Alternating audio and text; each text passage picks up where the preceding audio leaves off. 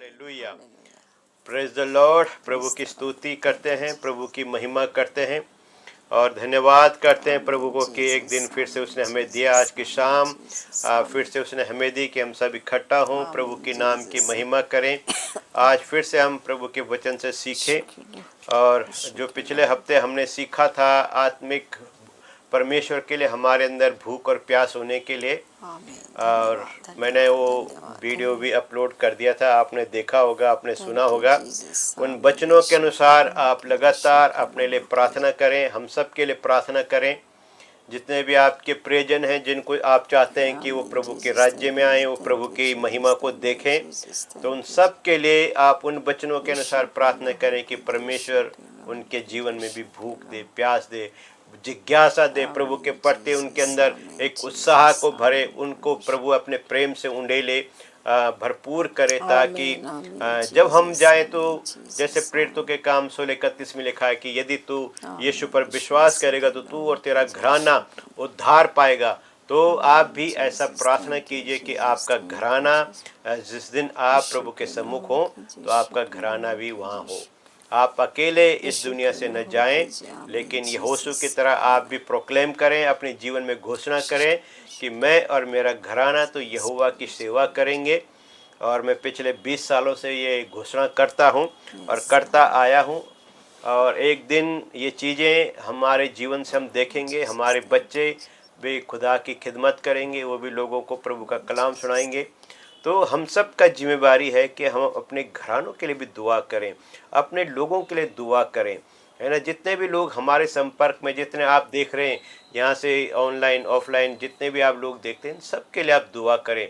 आपस में बैठकर हम सब एक कलीसिया का हिस्सा है ना। दुनिया के अंदर बेशक अलग अलग ऑर्गेनाइजेशन है, लेकिन हमने स्वर्ग में एक ही परमेश्वर को फेस करना है, एक ही ईश्वर को देखना है, एक ही प्रभु को देखना है, वो हमारा प्रभु यीशु मसीह है। उसके आगे हमने अपना हिसाब किताब देना है। तो इसलिए हम लोग क्या करें कि हर रोज परमेश्वर के सम्मुख उपस्थित हो, परमेश्वर के वचन से सीखें, परमेश्वर के वचन की गहराइयों को समझें और आगे बढ़े। तो आज फिर से हम सीखेंगे परमेश्वर के वचन के द्वारा। फिर से एक बार फिर से मैं रिपीट करूंगा आज के वचन को। हम आज फिर से सीखेंगे आत्मिक भूख और प्यास के बारे में, जो हमने पिछले से पिछले संडे को किया था, कि हमारे कैसे प्रभु हमारी भूख प्यास को बढ़ाता है। प्रभु हमें ऑफर करता है, जब हम भूखे प्यासे होते हैं तब प्रभु हमें सामने से ऑफर करता, आओ मेरे पास आओ, हे प्यासो, हे भूखे और प्यासे लोग मेरे पास आओ, है ना। प्रभु कहता है थके हुए और बोझ से दबे लोग मेरे पास आओ, मैं तुम्हें विश्राम दूंगा। परमेश्वर हमें कॉलिंग कर रहा है, प्रभु हमें बुला रहा है कि मेरे पास आओ, मेरे पास आओ, अपना बोझ मुझे दो, अपना सब कुछ मुझे दो, मैं तुम्हें तृप्त करूंगा। हे भूखे और प्यासे लोगों मेरे पास आओ, जो प्यासा हो मेरे पास आओ और मैं उसे जीवन के जल में से दूंगा। परमेश्वर हमें पिलाना चाहता है। हम भूखे और प्यासे हैं कि नहीं, डिपेंड ये करता है क्या प्रभु किसको पानी पिलाएगा, किसको जीवन का रोटी खिलाएगा। जो भूखा और प्यासा है, जब तक हमारे अंदर वो भूख और प्यास नहीं होगी, तब तक हमारे पास वो जीवन का जल से हम भरपूर नहीं हो सकते हैं।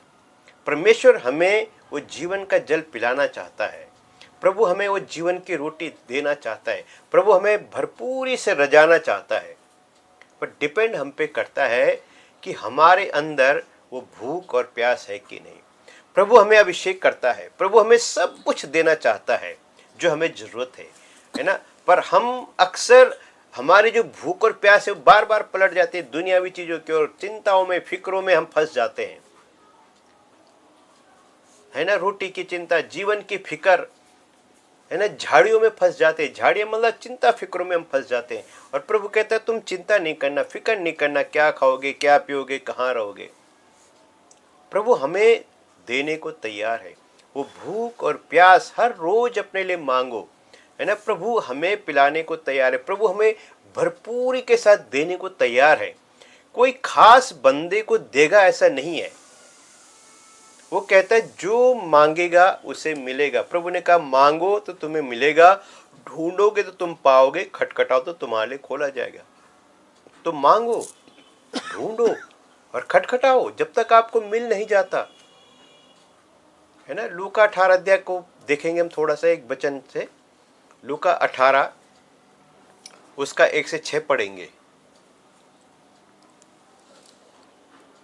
फिर उसने हाँ इसके विषय में कि हाँ नित्य प्रार्थना करना और हियाब ना छोड़ना चाहिए, हाँ उनसे ये दृष्टांत कहा हाँ कि किसी नगर में एक न्यायी रहता था जो न परमेश्वर से डरता था और न किसी मनुष्य की परवाह करता था।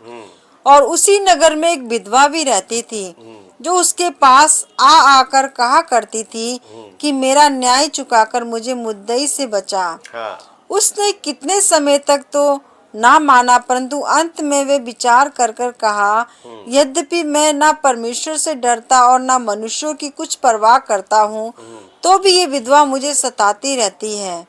इसीलिए मैं उसका न्याय चुकाऊंगा। कहीं ऐसा ना हो कि घड़ी घड़ी आकर अंत को मेरा नाक में दम करे। प्रभु ने कहा, सुनो कि यह अधर्मी न्याय क्या कहता है। आगे। सो क्या परमेश्वर अपने चुने हुआ का न्याय ना चुकाएगा जो रात दिन उसकी दुहाई देते रहते, और क्या वे उनके विषय में देर करेगा? मैं तुमसे कहता हूँ वह तुरंत उनका न्याय चुकाएगा। तो भी मनुष्य का पुत्र जब आएगा तो क्या वह पृथ्वी पर विश्वास पाएगा? आमीन आमीन। क्या वो विश्वास पाएगा? क्या वो भूख प्यास को पाएगा? क्या वो लोगों के अंदर परमेश्वर के प्रति तड़प को, यीशु के प्रति मोहब्बत को, उस तड़प को पाएगा? यहाँ पे एक छोटा सा दृष्टांत है। परमेश्वर हमें कहता है कि बिना निराश हुए आप लगातार प्रार्थना करो जब तक आपको मिल नहीं जाता। डरना नहीं, घबराना नहीं, प्रभु मेरी प्रार्थना को जवाब नहीं दे रहा है। प्रभु अपने समय पर, सही समय पर, वो ना आगे है ना वो पीछे है, वो अपने टाइम पे हमें ब्लेस करता है। जो उसका सही टाइम है, जो उसका सफिशिएंट टाइम है, जो परफेक्शन है, जो सही सिद्ध टाइम है, उस टाइम में आके प्रभु हमें ब्लेस करता है। तो यहाँ पे प्रभु का वचन, प्रभु दृष्टांत में हमें कहता है तुम बिना निराश हुए लगातार प्रार्थना करो, धैर्य मत छोड़ो, प्रार्थना करना मत छोड़ो, मांगना मत छोड़ो। कीप आस्किंग, मांगते रहो मांगते रहो मांगते रहो जब तक आपको मिल नहीं जाता।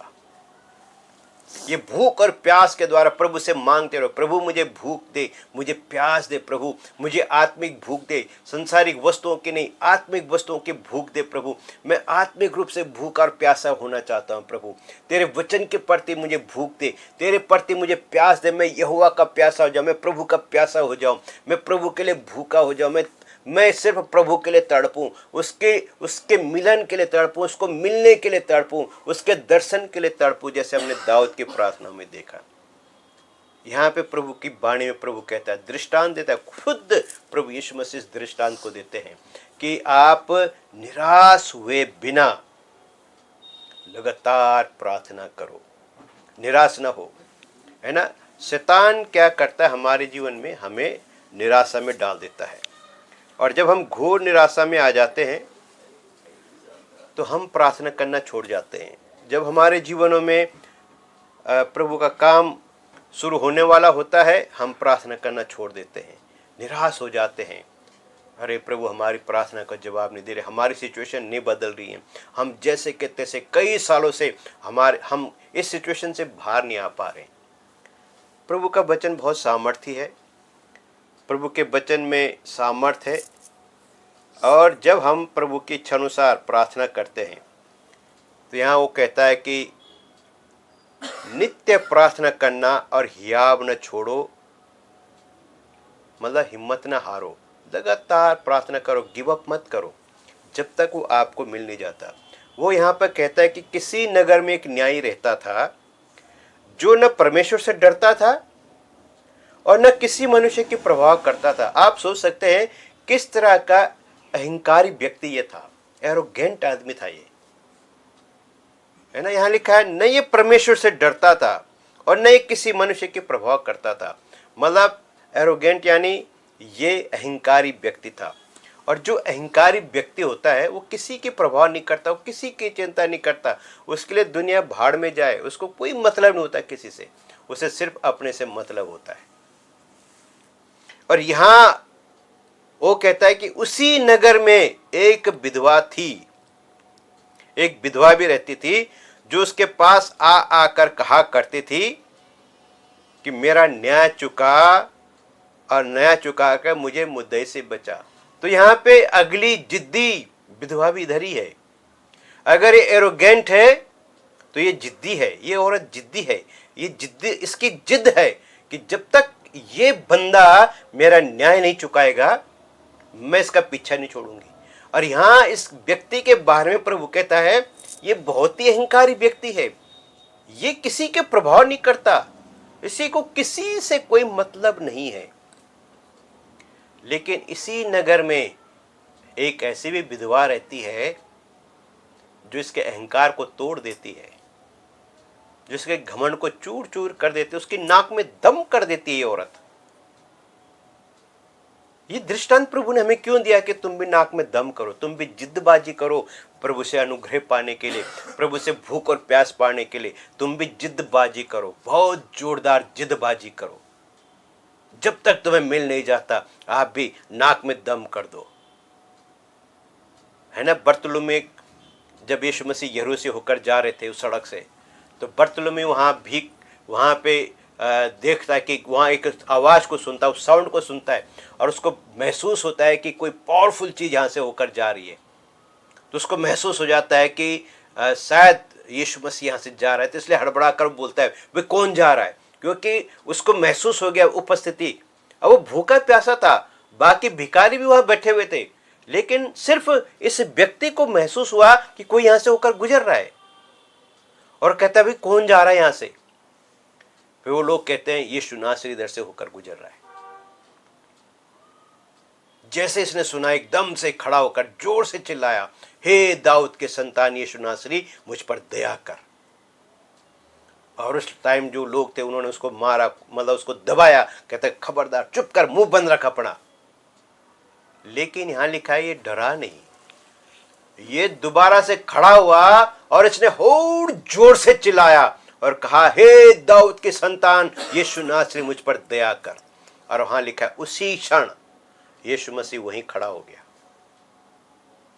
अगर बर्तुलुमै पहली डांट से चुप हो जाता तो सेकंड डांट वो खड़ा नहीं हो पाता, वो प्रभु को पुकार नहीं पाता। इतनी भीड़ ने उसको दबाया और भिखारियों की कंडीशन उस टाइम में क्या थी, वो सबसे थर्ड क्लास लोग माने जाते, वो रिजेक्टेड लोग माने जाते थे। उनको लोग भीख भी ऐसे दूर से फेंक के देते थे। वो लोगों की दृष्टि में घृणित और श्रापित लोग थे ये लोग, अंधे लोग।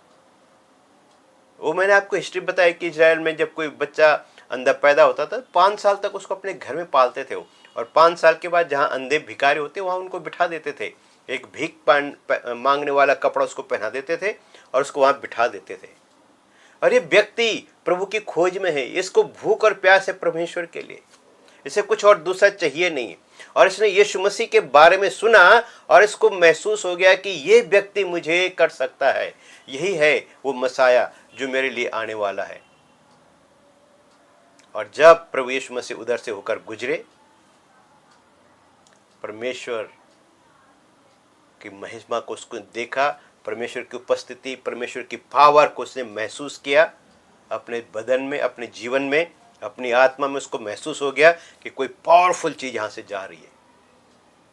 फर्स्ट टाइम जैसे उसने पूछा कौन जा रहा है, कहाँ का है, कहता है यीशु नासरी यहां से होकर गुजर रहा है।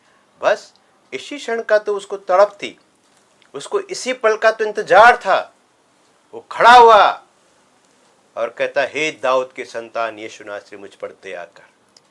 उसको दबाया गया, उसको कुचला गया, चुप कर जा, मुंह बंद कर।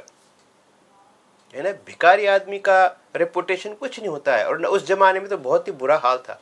आज तो लोग दया करके दे भी देते और भिखारी अमीर भी बन गए, पर ये उन भिखारियों में से नहीं था। ये इंतजार कर रहा था यीशु नासरी का। इसलिए बाइबल कहती है कि उसको यूं ही यरीहो से होकर जाना पड़ा। मतलब उसको इस आदमी के लिए यरीहो से होकर जाना पड़ा। और इस आदमी के लिए खास यीशु मसीह उधर गया। पहली बार दबाने से डरा नहीं, घबराया नहीं, हिम्मत नहीं हारी। ये दोबारा से खड़ा हुआ, जोर से चिल्लाया, पहले से भी दुगनी शाउटिंग इसने की। कहता, हे यीशु नासरी, दाऊद के संतान, मुझ पर दया कर। और उसके बाद प्रभु कहता, उसको बुलाओ। रुक गया प्रभु, उसने रोक दिया परमेश्वर को, सृष्टिकर्ता के पैरों को जमा दिया उसने वहीं। ये जिद आपके अंदर होनी चाहिए, वो आत्मिक भूख प्यास के लिए। फिर प्रभु कहता, इधर आओ, बुलाता उसको। फिर उसको पूछता, क्या चाहिए तेरे लिए, मैं क्या करूँ, तो क्या चाहता है। वो कहता, प्रभु मैं देखूं। उसने ये नहीं कहा मैं दुनिया को देखूं, दूसरों को देखूं, फलाने को देखूं। और उसने जब देखा तो सामने सृष्टि करता था, और उसके बाद उसने कुछ देखना ही नहीं चाहा। फिर वो प्रभु के पीछे हो लिया। तो यरीहो के अंदर, इस आदमी के अंदर प्रभु को देखने की वो भूख और प्यास थी, इसलिए दुनिया की कोई भी ताकत इसको चुप नहीं करा सकी। और इसने चिल्लाया और प्रभु ने इसको आशीष कर दिया। हम भी चिल्लाएं, जो मैंने पहले कहा ना कि यीशु मसीह ने ऊंचे शब्द से पुकार कर और आंसू बहा बहा कर प्रार्थना की, वो उन चीज़ों को हम भी अप्लाई करें।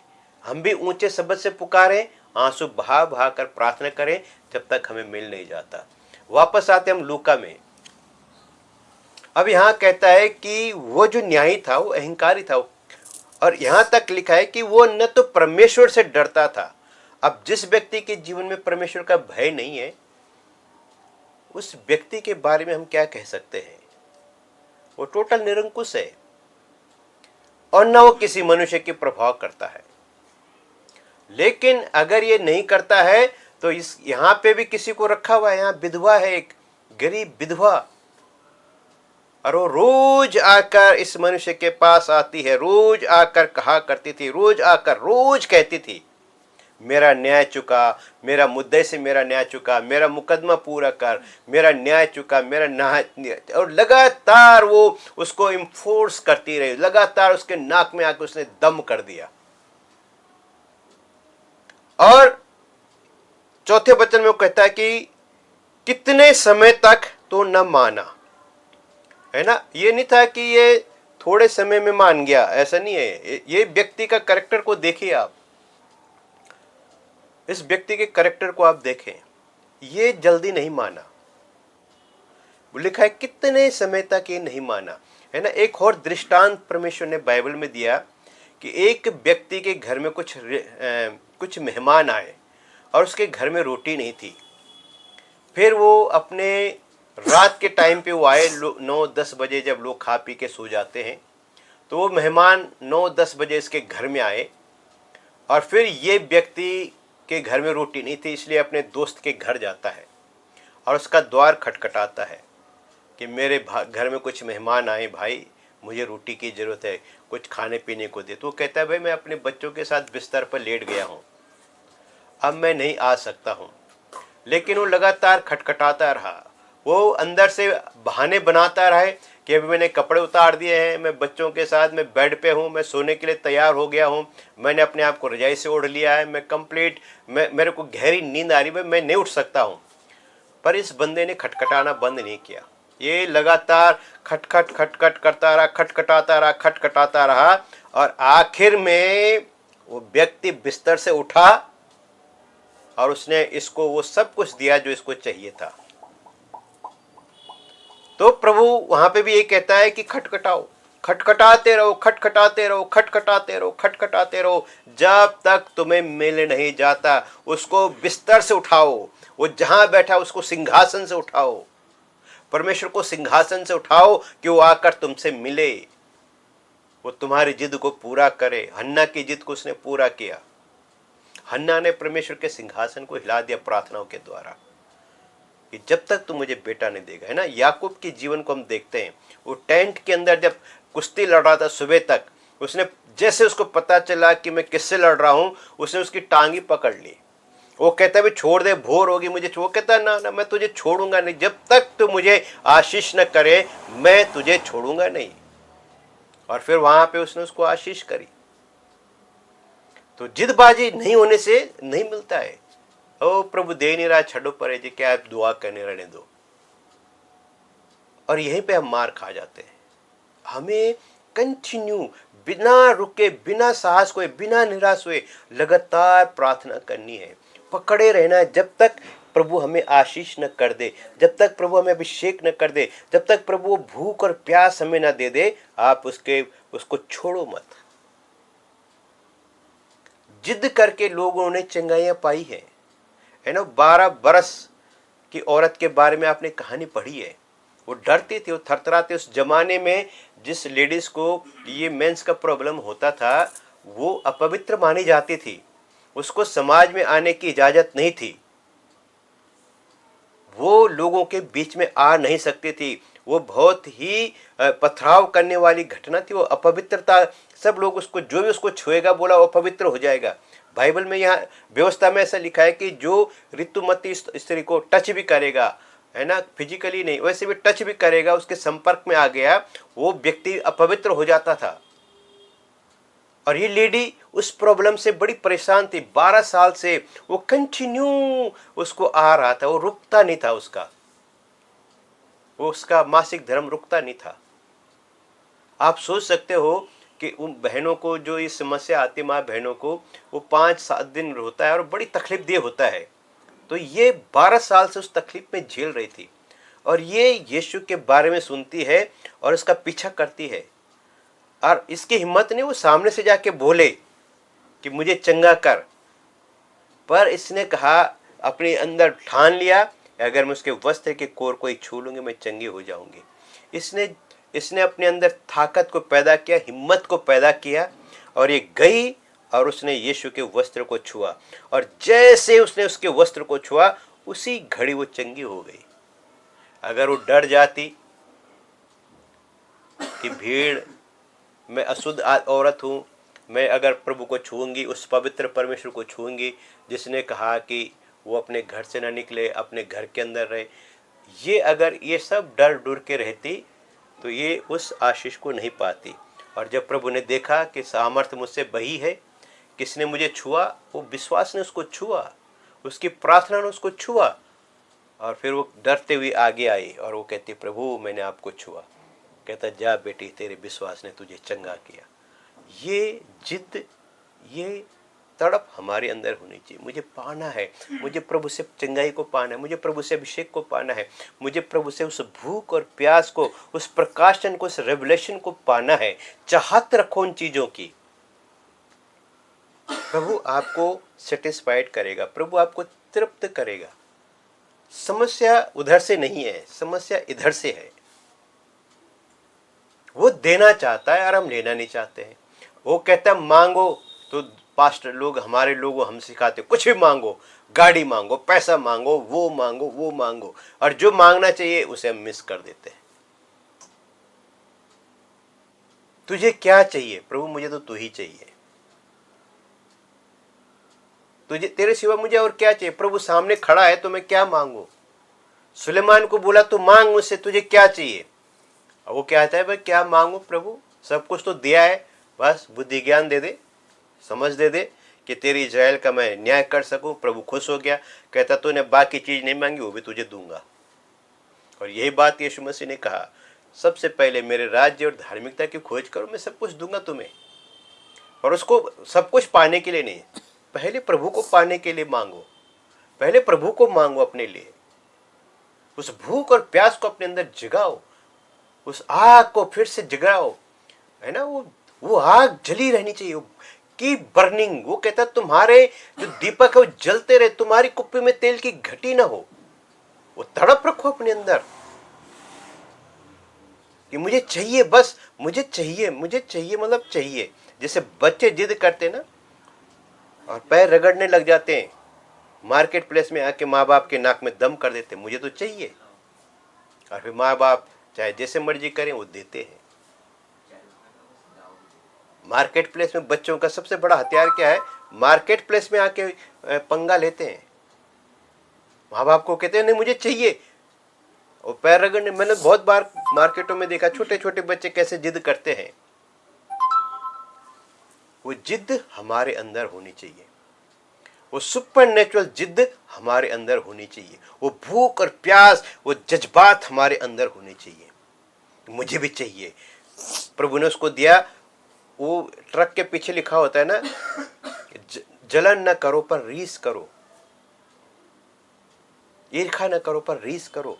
उसको दिया, प्रभु मुझे भी चाहिए। एलिया नबी और एलिशा के बारे में हम जानते हैं। एलिशा धीरज के साथ एलिया की सेवा करता रहा। जो कुछ एलिया उसको करता रहा, बोलता रहा, वो सब कुछ करता रहा। और जब वो समय आया कि जब एलिया उठाए जाने वाला था, वो 3 जगहों पे बोलता है वापस जा वापस जा। वो बोलता है नहीं, यहोवा के जीवन के शपथ में तुझे छोड़ूंगा नहीं। और जब वो यरदन पार हो गए तो एलिया कहता है, भाई उसकी जिद के आगे एलिया हार गया। एलिया कहता है, भाई मैं तेरे लिए क्या करूं, मांग, मैं तेरे लिए क्या करूं। वो कहता, जो आत्मा तेरे पास है उसका दुगना हिस्सा मुझे चाहिए। एलिया बहुत सरप्राइज हो गया। वो कहता है, कमाल की बात, तूने बहुत कठिन बात मांग दी भाई, ये बहुत कठिन है, असंभव नहीं बोला उसने। उसने कहा बहुत कठिन बात तूने मांग ली, पर यदि तू मुझे ऊपर जाते हुए देख ले तो ये तेरे लिए हो जाएगा। और जब एलिया उठाया गया तो लिखा है कि उसकी चादर एलीशा के ऊपर गिर पड़ी और उसको मिल गया। जब वो वापस आया तो ये पूरे गुस्से में था, क्योंकि एलिया चला गया था और ये फ्रस्ट्रेट हो चुका था। इतना इसके अंदर गुस्सा था इस नबी के अंदर कि इसने उस चादर को फोल्ड किया और यरदन नदी पर जोर से पटक कर कहा, कहाँ है एलिया का खुदा। और लिखा है कि यरदन नदी के 2 हिस्से हो गए और एलीशा को पता चल गया कि मुझे वो मिल गया है। एक दिन आपको भी पता चल जाएगा कि आपको मिल गया। एलीशा की तरह एलिया का पीछा करो, तब तक न छोड़ो जब तक आपको मिल नहीं जाता है। एलीशा ने छोड़ा नहीं जब तक उसको मिल नहीं गया। आप भी जिद्दबाजी करो, आपके अंदर भी वो जिद्दबाजी, आत्मिक चीजों के लिए जिद्दबाजी करो, आत्मिक बातों के लिए जिद्दबाजी करो, परमेश्वर की बातों के लिए जिद्दबाजी करो। परमेश्वर आपको देने में खुश होगा, आनंदित होगा।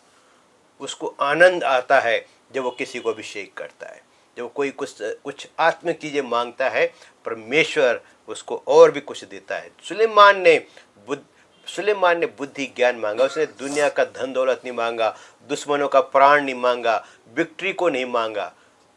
जब उसने जो सही चीज मांगी, परमेश्वर के इच्छानुसार मांगी, तो उसे वो सब कुछ भी मिल गया जो उसने नहीं मांगा। तो मैं नहीं कहता कि आप सुलेमान की तरह हो जाओ, पर मैं कहता हूं जिद्दबाजी पकड़ लो, नाक में दम करना सीख जाओ, बच्चों की तरह अपने बाप से जिद्दबाजी करो। तुम्हारा स्वर्गीय पिता, वो प्रभु ने स्वयं कहा है कि अगर तुम बुरे होकर अपने बच्चों को अच्छी वस्तुएं देना जानते हो तो तुम्हारा स्वर्गीय पिता अपने मांगने वालों को पवित्र आत्मा क्यों नहीं देगा। वो देना चाहता है, आप लेना शुरू करो, आप मांगना शुरू करो, मांगो तो सही। वो कहता मांगो भाई, मिलेगा, ढूंढोगे तो तुम पाओगे, खटखटाओगे तुम्हारे लिए खोला जाएगा। तो वो मांगो जो जरूरत है, अभिषेक मांगो, अनुग्रह मांगो, है ना। अभिषेक प्रभु के लिए भूख और प्यास मांगो, वचनों की भूख और प्यास मांगो, उसकी गहराई को मांगो, परमेश्वर के प्रकाशन को मांगो, है ना। उन चीजों को मांगो जिससे आपका इटर्नल भला हो। ये टेम्परेरी है, रोटी पानी तो प्रभु ने आपके लिए इंतजाम किया हुआ है। इन चीजों के पीछे, इन चीजों के लिए न भागो, पसीना न बहाओ। वो कहता धनवान होने के लिए पसीना न बहाओ, परमेश्वर के लिए पसीना बहाओ। एक बार उसने अभिषेक कर दिया, आपको अपने आप करेगा वो। आपके अंदर वो आग, वो भूख और प्यास गहराई तक होनी चाहिए कि वो मिले आपको। जिद्दबाजी करो, है ना। मेरे अंदर प्रभु ने खूबी डाली, मैं बहुत जिद्दबाजी आदमी हूँ। मुझे जब तक मिल नहीं जाता मैं तड़पता रहता हूँ। अब मेरी लड़ाई इसी के लिए, प्रभु के साथ मेरी लड़ाई है। मुझे भी चाहिए, मुझे ये चाहिए, मुझे ये वाला प्रोग्राम चाहिए, मुझे ये वाला सिस्टम चाहिए। दुनियावी चीज़ों को नहीं मांगता मैं, आत्मिक चीज़ों को मांगता हूँ। शैतान से उसको हराना है, मुझे उसके सामने हारना नहीं है, मुझे जीतना है। प्रभु मुझे शक्ति दे, मुझे सामर्थ दे, है ना। मैं एवरीडे फाइट करता हूँ, हर रोज फाइट करता हूँ मैं, आपके लिए भी और अपने लिए भी, अपने परिवार के लिए भी, आपके परिवारों के लिए भी। मेरा युद्ध जब तक मैं जिंदा हूँ मैं चलता रहेगा। मैं उसके सामने कभी हारूंगा नहीं, क्योंकि मेरा यहोवा मेरे साथ है, आपके साथ है। लड़ना सीखो, जिद्दबाजी करना सीखो। यहाँ फिर वापस हम लूका में आएंगे, तो यहाँ वो कहता है कि कितने समय तक वो नहीं माना, परंतु अंत में उसने मन में विचार कर कहा कि यद्यपि मैं परमेश्वर से नहीं डरता और न मैं मनुष्य को कुछ प्रभाव करता, है ना। आखिर वो विवश हो गया उस काम के लिए, उस बात के लिए वो विवश हो गया, वो कंपेल हो गया, वो परेशान हो गया इस विधवा के द्वारा। वो यार रोज रोज आज परेशान कर दिया। एक ही व्यक्ति का चेहरा हर रोज देख रहा हो। वो जैसे अपने ऑफिस में आता, एक ही व्यक्ति सामने, एक ही लेडी खड़ी है, मेरा मुकदमा चुका, मेरा मुकदमा चुका, मेरा मुकदमा चुका, मेरा मुकदमा चुका। वो कहता है अंत में कितने समय तक तो नहीं सुना, बहुत समय तक नहीं सुना, पर अंत में वो कहता है कि उसने मन में विचार करके कहा, उसने अपने मन में सोचा, है ना। अहंकारी आदमी वैसे सोचता नहीं है, किसी के बारे में नहीं सोचता। वो एरोगेंट आदमी नहीं सोचता किसी के बारे में, वो सिर्फ सेल्फ सेंटर्ड होता है। वो सिर्फ वो अपने लिए सोचता है, वो अपनी पत्नी बच्चों के लिए भी नहीं सोचता है, उसका सोचना सिर्फ खुद के लिए उसका। लेकिन यहाँ पे इस औरत ने उसको इतना पजल कर दिया, उसको इतना परेशान हैरान कर दिया कि वो कहता है, विचार करता है कि मैं न तो प्रभु का डर मानता हूं, न मैं किसी मनुष्य के प्रभाव करता हूं, पर तो भी ये विधवा मुझे रोज सताती रहती है। हालेलुया। इसको सोचने पे विवश हो गया ये। अगर वो औरत 2-4 बारी आने के बाद कहती अब छड्डो परी तो सुनता नहीं है, क्या करना वहां जाके, तो हो गया था काम। फिर इसने इसकी नाक में दम कर दिया, परेशान कर दिया, इसको हिला के रख दिया, शेक कर दिया इसको बुरी तरह से। डेली रोज आके, पता नहीं 6 साल आई, 7 साल आई, कितने साल आई होगी इसके पास हो, इसको शेकिंग करती रही, बोलती रही, चुका भाई मेरा मुकदमा चुका, भाई मेरा मुकदमा चुका, मुद्दे से बचा मुझे।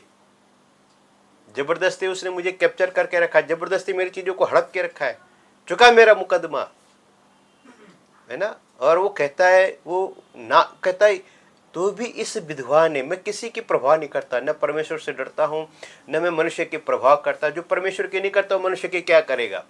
वो एरोगेंट आदमी ऐसे होते हैं। वो कहता है तो भी इस विधवा औरत ने मेरी नाक में रोज आ आकर दम कर दिया। कहता रोज आ आकर दम कर दिया। इसलिए वो कहता, इसलिए आज मैं इसका न्याय चुका दूंगा, आज मैं इसका न्याय चुकाऊंगा। कहीं ऐसा ना हो कि घड़ी घड़ी आकर मेरी नाक में दम करे। हालेलुया। यहाँ कहता है कहीं ऐसा ना हो कि घड़ी घड़ी आकर मेरी नाक में दम करे। आपके अंदर भी ये जिद होनी चाहिए कि सोचने में प्रभु आपके लिए विवश हो जाए, परमेश्वर आपके लिए विवश हो जाए, आपको देने के लिए, प्रभु आपको अनुग्रह देने के लिए विवश हो जाए, प्रभु आपको अभिषेक करने के लिए विवश हो जाए, प्रभु अपना ज्ञान, प्रकाशन, अपना अनुग्रह, अपना फजल आपके ऊपर, अपने प्रेम को, अपना सामर्थ को आपके ऊपर उंडेलने के लिए वो विवश हो जाए। आप भी ऐसी जिदबाजी करो, ऐसी प्रार्थना में जिदबाजी को रखो। जब तक मिल नहीं जाता लगे रहो, हारो मत, हिम्मत मत हारो। वो कहता है हिम्मत ना हारो। जितनों ने हिम्मत नहीं हारी, धीरज के साथ उन्होंने आशीष पाई। एलिया के साथ जितने भी थे, एलिया ने सबको कहा इधर ठहर जाओ, बाकी सब उधर ही ठहर गए, पर एलीसा नहीं ठहरा, वो यरदन पार तक गया। आप भी जाओ, यरदन पार करो, यरीहो को क्रॉस करो, यहूदा को क्रॉस, समारिया को क्रॉस करो, यरीहो को क्रॉस करो, यरदन को क्रॉस करो, और फिर अभिषेक वहाँ खड़ा है, प्रभु आपको देने को खड़ा है। वहाँ लड़ो और वहाँ तक पहुँचो जहाँ प्रभु बैठा और वो आपको अभिषेक करेगा, वो आपको आशीष करेगा, वो आपको वो सब कुछ देगा जो आपको चाहिए, उतना देगा जितना आपने मांगा, उससे भी ज़्यादा वो आपको देगा। तो यहाँ जब ये अधर्मी, ये एरोगेंट आदमी कहता है कि आज मैं इसका न्याय चुका दूंगा, कहीं है ना कि बार बार आके मेरी नाक में दम कर दे, तब प्रभु कहता है, सुनो ये अधर्मी न्यायी क्या कहता है। कहता सुनो ये अधर्मी न्यायी क्या कहता है। सो क्या परमेश्वर अपने चुने हुओं का न्याय न चुकाएगा, जो दिन रात उसकी दुहाई देते रहते हैं, क्या वो उनके विषय में देर करेगा। हालेलुया। कदापि नहीं देर करेगा, कभी भी देर नहीं करेगा। यहां प्रभु यीशु मसीह स्वयं कहते हैं कि अगर ये अधर्मी न्यायी इतने समय में न्याय चुकाने को तैयार था, तो कहता है क्या जो परमेश्वर धर्मी परमेश्वर है, जो अति अनुग्रहकारी पिता है, जो दयालु पिता है, जो आत्म दया से और करुणा से और अनुग्रह से भरा हुआ परमेश्वर है, क्या कहता है वो अपने विषयों के विषय, अपने प्रियजनों के विषय में, अपने चुने हुओं के विषय में क्या वो देर करेगा।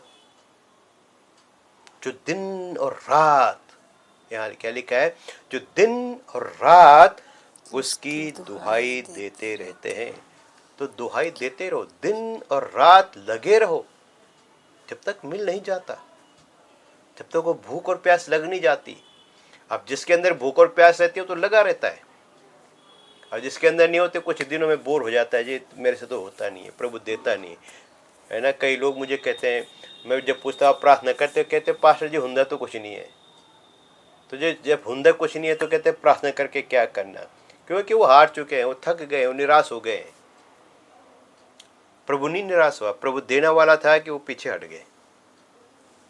आपको पता नहीं कौन सा क्षण उद्धार का समय, कौन सा क्षण प्रभु आपको देने वाला है, इसलिए लगे रहो जब तक मिल नहीं जाता। वो कहता है कि वो अपने चुने हुओं के विषय में देर नहीं करेगा, और वो कहता है मैं तुमसे सच सच कहता हूँ कि वो तुरंत उनका न्याय चुकाएगा। तो भी मनुष्य का पुत्र आएगा तो क्या वो पृथ्वी पर विश्वास पाएगा। परमेश्वर तुरंत न्याय चुकाएगा, तुरंत करेगा।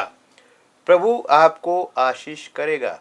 आपके अंदर वो जिद्दबाजी होनी चाहिए, आपके अंदर वो ताकत, वो तड़प, वो चाहत प्रभु के प्रति होनी चाहिए। जब आप परमेश्वर के साथ आपका संबंध